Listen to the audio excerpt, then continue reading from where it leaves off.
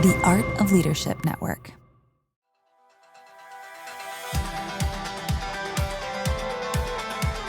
Hey leaders, welcome to the Lead Culture Podcast. I'm your host, Jenni Catron, founder and CEO of the Foresight Group, where we cultivate healthy leaders who lead thriving teams. This podcast is for leaders who want more than just good intentions. You want clarity, confidence, and practical tools to lead well in the real world. Each week, I'll help you navigate the challenges of leadership and culture with insights that you can actually put into practice. We'll explore what it takes to lead yourself well, because how you show up shapes everything, from your decisions to your team's health and your momentum. My goal is to equip you to lead with purpose, strengthen your culture, and create environments where people and your organization flourish. You'll hear honest conversations, real stories, and proven frameworks, along with insights from leaders committed to doing the work of leading well. So whether you're leading a team, an organization, or growing as a leader, you're in the right place. So friends, let's dive in. Well, it is great to be with you all. If you've noticed, we've gone to every other week on the podcast, and I hope you all haven't minded that rhythm. It's just working a little bit better for me right now. Things are busy, lots of opportunities to connect with leaders and to serve leaders and their teams using our lead culture framework. And so this just feels like a little bit better pace for me. So thank you for bearing with me. We'll probably change it up again, because that's just what you do. Sometimes you got to adjust the rhythms to make sure they work for the season that you're in. So thank you for bearing with us. If you've wondered about that, here's your official explanation of that. It's frankly just making sure it works for me and my schedule, and I can actually deliver something that feels like it's meaningful, deeply connected to helping you lead well and build great teams. That is the heart of the work that I do. I summarized it this way recently for somebody. I said, really what I love to do is help leaders steward the people that they're entrusted to lead. Like the stewardship of people. That's kind of how I could encapsulate everything I do, is the stewardship of people, helping equip leaders and help those leaders build great teams. If you hadn't seen it yet, Gallup's most recent State of the Workplace report came out last week as of the time I'm recording this. And good news, bad news, only 31% of U.S. employees are engaged in their work. The good news is that didn't go down from last year. The bad news is it didn't go up from last year. So we're kind of like just staying steady. 31%, less than 1 in 3 of the people on your team are engaged in their work. And friends, I just am on a mission to fix that. I don't feel like that is sufficient. When we talk about engagement, what we're talking about is our commitment to our work, our commitment to our leader, our commitment to the organization, our commitment to our team, that feeling of I belong, I have something to contribute, I'm doing meaningful work that matters with people that I enjoy being with. And so that's the heart and spirit of engagement. And if you're going to give the best hours of your day to work, I think we'd rather be engaged, wouldn't we? And we've all been there. We've been in places where we are engaged. We've been in places where we weren't engaged. And I'm telling you, it is significantly better to be engaged. So that's not even where we were going today. But I did do a live YouTube on the results from the Gallup Workplace Report. And so just go search for me on YouTube or search the Foresight channel. Go check that out, because I give you some just a kind of an overview of the data that was in the Gallup Workplace Report, State of the Workplace Report, and a little bit of my commentary on it. So it's worth a watch. So you can go check that out. But today I want to talk about how language shapes culture. I was thinking about this because my husband is a big golfer. I like golf a lot. I am a horrific player. I might not be giving myself quite enough credit. Like I can play. I'm not very good because I'm not very consistent. And so I don't play because I'm not good, and therefore I don't get consistent. So it's kind of, just this catch-22. But I do really enjoy watching golf. And so my husband and I have a tradition on the weekends that usually if there's a big tournament going on, we will watch a little bit of golf together. And so, of course, with the Masters being on last week, as of the time I'm recording this, we were deeply engrossed in watching the Masters because it's just such a phenomenal tournament in so many ways. But I was struck how language shapes culture. And so it got me thinking about this idea of how language shapes culture and our values shape language. And so I was really fascinated by the language that the Masters uses and how there's certain words that they can and cannot say if you're an announcer at the Masters. So for instance, spectators are never called fans, they're called patrons. Augusta National claims to have no rough, only a second cut of grass. So they say second cut instead of rough, which is when you're outside of the fairway. They are exclusively referred to their sand traps as bunkers. You say bunkers, not sand traps. You refer to the second half of the course as the second nine, not the back nine. And so there's numerous things where the announcers can sometimes get themselves in trouble if they actually say a different word that is quite common, perhaps at other tournaments. But in the Masters, if you get that wrong, it's a bit of a concern. And so anyway, just some interesting things, but it got me thinking about how language shapes culture. And then if you, one of the searches that I looked at said the reason why these words are banned is that it enforces the reason the Masters enforces these strict verbal guidelines is to maintain a unique, prestigious, and proper image. The terms are designed to foster a polite, almost old-fashioned experience. So essentially what they're saying, it's to preserve culture, right? Like the Masters uses certain language because it's a reflection of their culture. It's a reflection of their values. Some of their stated core values are attention to detail, respecting tradition. And so you see, as they talk about this language, they are reflecting the culture, and then of course the values that the Masters has defined. So I thought that was just such a great example of how language shapes culture. So today, what I want to share with you is why values are so key to shaping your culture and how the language we use in our values helps further define them and make them more actionable for your team. Now, before I go a little further, I want to give you a heads up that on May 5th, I am doing a workshop about defining core values that actually shape your team's culture. I'm going to do an intensive virtual workshop to help you clarify, implement, and reinforce values that your team will actually live out. You've all done the work, right? You've done the values exercise, you've written the words, you've put them on the wall, you've talked about them in a meeting, and yet your team still operates inconsistently, decisions bottleneck, expectations feel unclear, trust seems fragile because values that aren't clearly defined and consistently reinforced don't shape culture. They just kind of decorate it. They just kind of add some fluff to it. So what I'm going to do in this workshop coming up on May 5th is I'm going to walk with you through defining your values, completing what we call our values grid, which helps you put more language and specificity to your values that give it teeth, give them hook.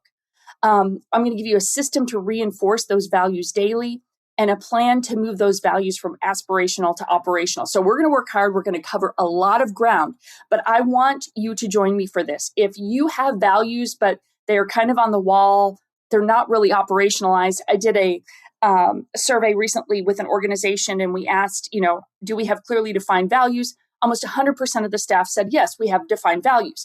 A follow-up question says, do we operate from those values? Like only 60% said we operate from the values, right? There was this massive discrepancy between we have them, we just don't operate from them. So if that's you, if you're in that place, I want you to join me for this workshop. We're going to go, it's a crash course. I'm going to teach you how to do this and I'm going to help you build values that are really actionable. My friend Angela Shirley, she did a podcast episode a few months ago. Go back and listen to her episode, but she says this. She says the Lead Culture Framework helped us move our staff values off the wall and into everyday practice. When we defined the behaviors behind them, it changed how we led, coached, and reinforced our culture. And across all 150 employees in our organization, it turned our aspirational values into something tangible and transformational. And that's what I want you to experience. So you can follow the link in the show notes to check that out because I really, really would love for you all to join me. I love talking about this. And sometimes I get a little bit of pushback because people are like, Jenni, we've done values. We've done the exercise. They really haven't moved the needle. And they haven't moved the needle because you haven't taken them to the depth that you need to in order to see impact.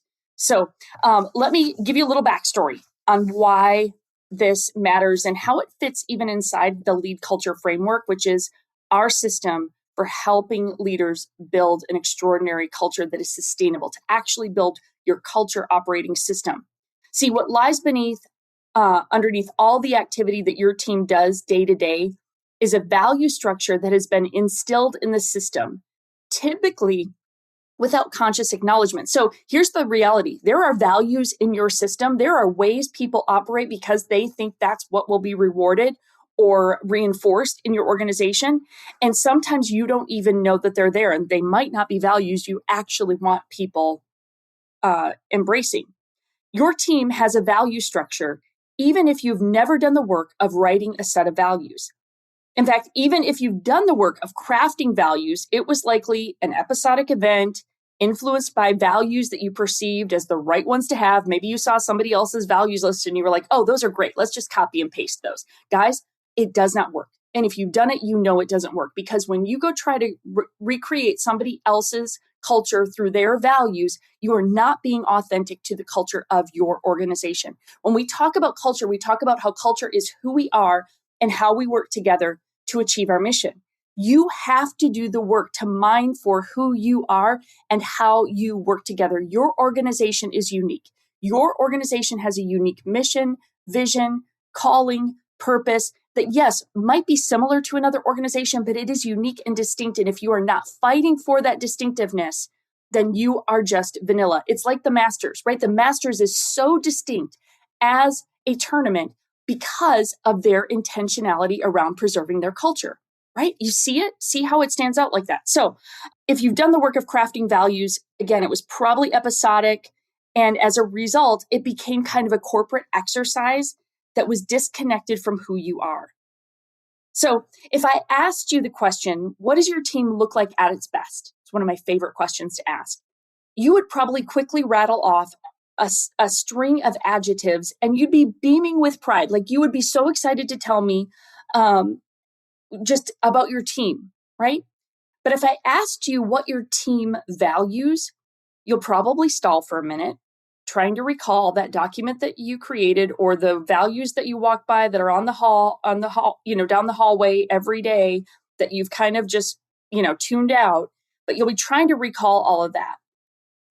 But at best, you'll reference a list of corporate sounding buzzwords that hang on that wall, right? Like, you'll come up with, oh yeah, those phrases that you haven't really internalized, you've just put to memory because at some point along the way you were supposed to. See, crafting your team's values is the single greatest thing that you can do to define how your team works together. So when we're in the define phase of our framework has 5 phases: assess, define, build, equip, commit. When we're in the define phase, right, of defining who we are and how we work together, values are kind of the boundary markers, right? Like, they are the anchors to defining your culture. They are a set of guiding principles that clarify the habits and behaviors that are essential to accomplishing your mission. So they are core to helping define how you achieve your mission. Values are the anchor that holds your team together when everything else feels uncertain. I think back to the pandemic that now feels years and years ago, when every organization was adrift trying to figure out how to survive in volatile and unpredictable circumstances. Values were what held together the best teams that really knew how they worked together, what was true to who they are. They withstood the pressure. The pressure of the pandemic obliterated strategies. It quickly eroded elements of our culture with the demands of remote work and forced us to revisit the question of purpose. Why do we do what we do, right? We all asked all of those questions. And perhaps your organization has been through a different crisis since then, and you felt this. Like, whenever a team is under pressure, whatever is in them comes out. And if your values, your beliefs, and your behaviors are not clear, like if they're not deeply internalized, then what's in you won't come out of you. I was thinking about those announcers at the Masters, and I was like, because their language is so distinct and so unique, and it's different from other tournaments, that you will have to really, I was thinking if I were in their shoes, how much I would have to really internalize that language and force myself to think through their terms almost everywhere in order to make sure that as I was just sharing and announcing, maybe this is a job for me in another era of life, right? Is to be a golf announcer. Probably not. But I was thinking how much work it would take to fully immerse yourself into that language and into that culture in order to do it really, really well. So what held the best teams together in any moment of pressure, crisis, the pandemic years ago, were the values that guided them. And the clearer and more distinct those values were, the stronger a team was. See, values answer the question of how. How will we work together, lead together, accomplish our mission together in both the familiar and the unexpected, right? Like when the unexpected happens, do those values show up? Like, are they those anchors for me? How will we make decisions? How will we behave in a way that is congruent with our purpose and accomplishes our strategy? And when we're under pressure, those values guide us. So values really are the linchpin to organizational life, but they can be difficult for us to define in a way that is memorable and, more importantly, impactful. So again, whether stated or not, you have values. There are things that are driving how you show up, how your team shows up. There are guiding principles that are driving how your team works together. So the bigger question is, are your values producing the results that you want? So some of you are saying, and I was even inviting you to that workshop, and you're like, Jenni, we've got values, we're good. If your values are not producing the results that you want, I want you to join me for the workshop. I want you to do the values work, because friends, even though this feels like the thing that was popular 5 years ago, if you didn't do the work right, it's not shaping your culture in the way you want it to. Defining your values is arguably one of the most important parts of building your culture. And so when I do values work with teams, we go a layer further. We really mine for, okay, what are those values that are very distinct to us, right? We can say things like character and integrity. I'm not dismissing those, but those are things that I want to be true in any organization that I'm a part of. So they're almost the permission to play. Like you have to kind of sort out the things that are like, hey, these are non-negotiables because this is just about character and integrity. We're going to interview for those and make sure those are part of our process. But the things that are distinct about our organization that really distinguish us, make us unique, make us special, or are especially critical in the season of leadership that we're in, right? In one of the teams that I was a part of, we were launching multiple locations. The team was getting spread out. We were growing really rapidly.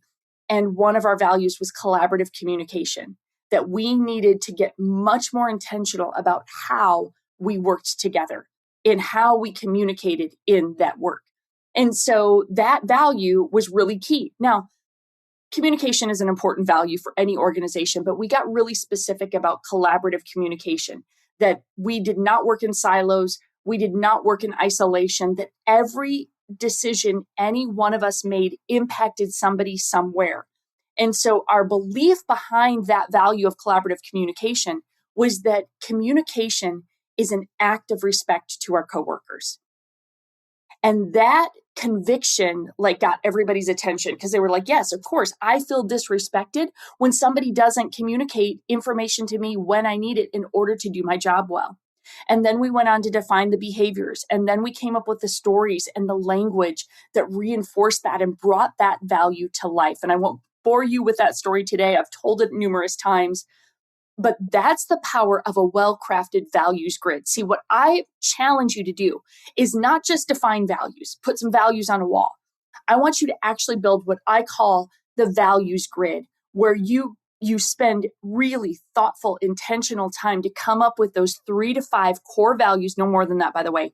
Any more than 3 to 5, nobody's remembering them, and they just become noise. I want you to define 3 to 5 core values that are really distinct, really specific to who you are. Then I want you to define why. Why does each of those values matter? What does it look like in practice?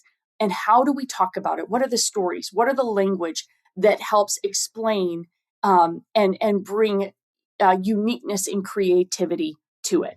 So friends, that's the opportunity in front of you. If you have not done values work, I want you to make this a priority for Q2. Like this summer, this is a great time to do values work. And then even more importantly, I want you to join me on May 5th for this workshop, because I am going to guide you through this. It is live, interactive. We will do this on the spot. So I'll give you pre-work ways that you can get prepared ahead of time. And then you're going to come and we're going to do this work. And my coaches are going to be on the workshop with me.